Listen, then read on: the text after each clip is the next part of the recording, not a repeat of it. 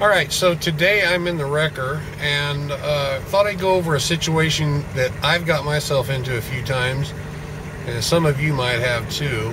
And I don't, not sure how you would handle it, but I'll show you what I have done in the past.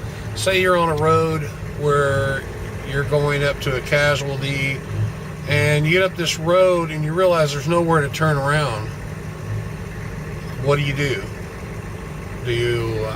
Some of you might just tie a chain on the back of it, like this truck for instance, and jerk it out of the ditch or whatever you need to do. I've seen that happen. That's not a professional way of doing it though. You want to winch it out. That's what the wrecker's for. And you got a couple choices. You can back out the way you came and then back all the way back in and position the truck, the back of the truck towards your casualty. Or you can do this. Okay, so most of you already know about this, but some of you may not. This is our old wrecker. So just a 1-ton Jordan. And a lot of you already know about this, but if you unhook this, if you look at this part right here, this swivels 360. And yes, it will go back over the truck. Okay, so while pulling the line to the side, I've already drawn some line out. What you want to do is raise it out a little bit. We have to raise it out.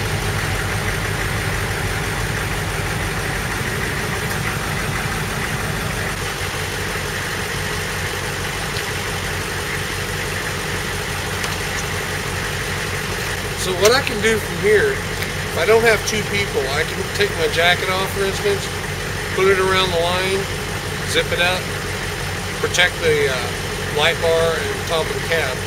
If you have two people, you can just simply have one hold it off with a broom or something like that, hold the line off the cab so it doesn't get on it. Okay, so now as you see, the line is over the truck. I can even come back down some if I wanted to, whatever. And what I've done is just run the line straight to the truck over here. I'm going to turn this around. And no, I don't have it hooked in good or anything. This is just demonstration purposes. So normally I'd have a chain hooked around the frame to do it the right way.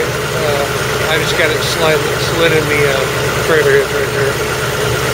Just to give you an idea. And also what I would do if I was going to winch this truck out of here, I would go ahead and put a snatch block in and then run the line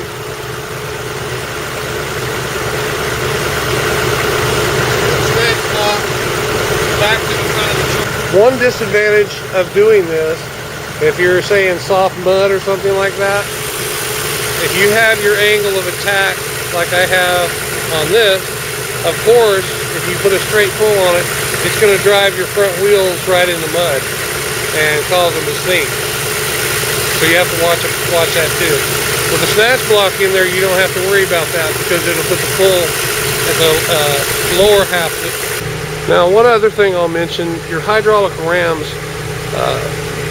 this ram here is designed for downward pressure, to support downward pressure. When you're pulling the other way on it, it's really not good for the ram. So what you might want to do is actually put a chain around the boom, back down to the deck of the truck somewhere, and that keeps it from putting a strain on it. So anyway, thanks for watching today, guys. Some of my tips and tricks may seem a little unorthodox, and some of you are not going to agree with it, but you know what? They work. I've tried them. I've tested them. It all works.